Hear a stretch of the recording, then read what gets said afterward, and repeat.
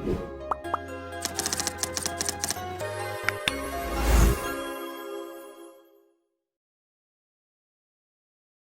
Children.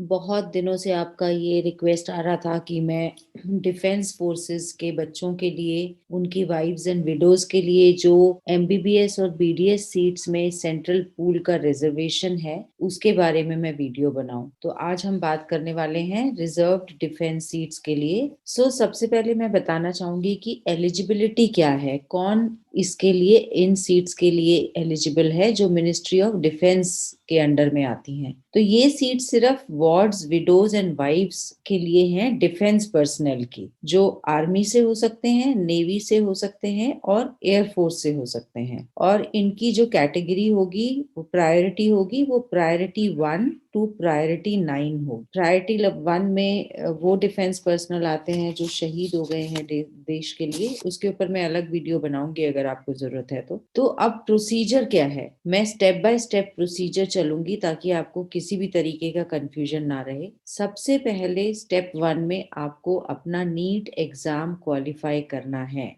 अगर आपका NEET exam qualified नहीं है तो आप एलिजिबल नहीं है सेंट्रल पूल कोटा की सीट्स के लिए। सेकेंड स्टेप में जब आपका नीट का रिजल्ट आ जाता है, आप क्वालिफाई कर लेते हैं, तो आपको www.ksb.gov.in, ये केंद्रीय सैनिक बोर्ड की वेबसाइट है, इसके ऊपर आपने जाना है और अपनी ऑनलाइन एप्लीकेशन सबमिट करनी है along with supporting documents. Please ये चीज ध्यान रखिएगा, आपका ऑनलाइन एप्लीकेशन ही सबमिट होगा, ऑफलाइन एप्लीकेशन सबमिट नहीं हो। अब यहाँ पर जो आपने सपोर्टिंग डॉक्यूमेंट्स देने हैं उसमें सबसे इम्पोर्टेंट है आपका एलिजिबिलिटी सर्टिफिकेट। तो मेरी आपसे ये रिक्वेस्ट है कि अपना एलिजिबिलिटी सर्टिफिकेट पहले से ही बनवा कर रखें। आपको एलिजिबिलिटी सर्टिफिकेट का फॉर्मेट केंद्रीय सैनिक बोर्ड की वेबसाइट पर मिल जाएगा, वहां से डाउनलोड करें। आप केंद्रीय सैनिक बोर्ड में जाएंगे, अपने जिला सैनिक बोर्ड में जाएंगे या राज्य सैनिक बोर्ड में जाएंगे, वहां पर एलिजिबिलिटी सर्टिफिकेट बनवाएंगे और उसका काउंटर सिग्नेचर होगा ओआईसी रिकॉर्ड से।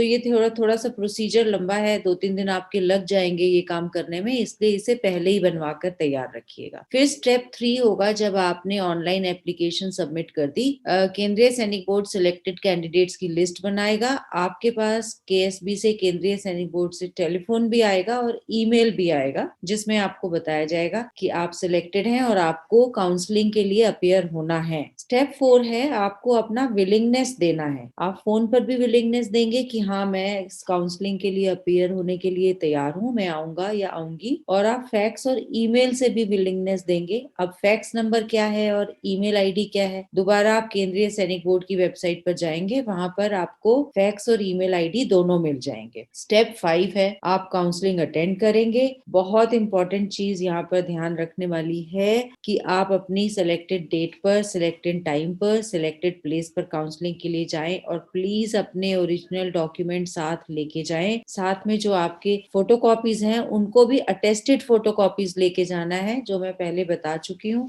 कि वो आपके जिला सैनिक बोर्ड से अटेस्ट होंगी और आपके ओआईसी रिकॉर्ड से होंगी, एक्स सर्विसमैन के बच्चों के लिए। और जो बच्चे सर्विंग ऑफिसर्स या सर्विंग पर्सनल के बच्चे हैं, उनकी काउंटर सिग्नेचर्स उनके यूनिट के कमांडिंग ऑफिसर या ओसी ऑफिसर कमांडिंग भी कर सकते हैं। अब ध्यान रखने वाली बहुत इंपॉर्टेंट चीजें मैं आपको बताऊंगी वन बाय वन। सबसे पहली चीज है कि जब आप ऑनलाइन एप्लीकेशन फिल करेंगे तो प्लीज उसमें करेक्ट इंफॉर्मेशन ही डालिएगा। अगर आपका प्रायोरिटी 1 है तो 1 डालें, 4 है तो 4 डालें, 5 है तो 5 डालें। इस चीज में आप प्लीज किसी भी तरीके की गलती ना करें। दूसरा, मैं पहले बता चुकी हूँ, अटेस्टेड कॉपीज रखिएगा अपने सपोर्टिंग डॉक्यूमेंट्स की, जो डायरेक्टर, राज्य या जिला सैनिक बोर्ड अटेस्ट करेंगे एंड या फिर ओआईसी रिकॉर्ड, और उसके बाद ओआईसी रिकॉर्ड उसको काउंटर साइन करेंगे एक्स सर्विसमैन के लिए। एंड अपने साथ अपनी फोटोग्राफ्स रखिएगा रेडी। एलिजिबिलिटी सर्टिफिकेट मैं बता चुकी हूँ, पहले से ही उसको तैयार करवा के रखिएगा। सर्विंग पर्सनल के लिए उसमें सीओ या ओसी यूनिट साइन कर सकते हैं, बट एक्स सर्विसमैन के लिए डायरेक्टर, राज्य या जिला सैनिक बोर्ड करेंगे और ओआईसी रिकॉर्ड उसको फिर बाद में काउंटर साइन करेंगे। मेरिट लिस्ट जो आपका बनेगा वो प्रायोरिटी वाइज बनेगा, और प्लीज अंडरस्टैंड इसका मतलब क्या है। और ईच प्रायोरिटी, हर प्रायोरिटी में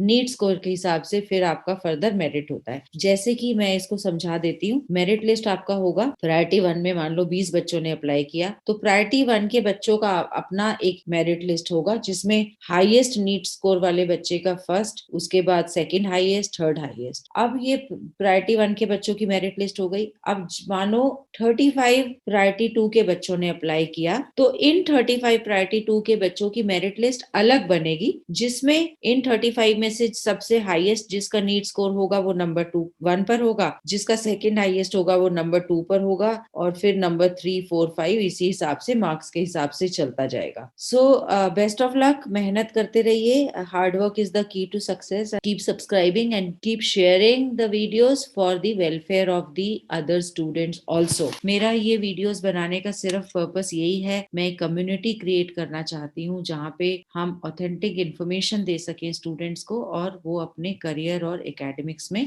अच्छा परफॉर्म करें।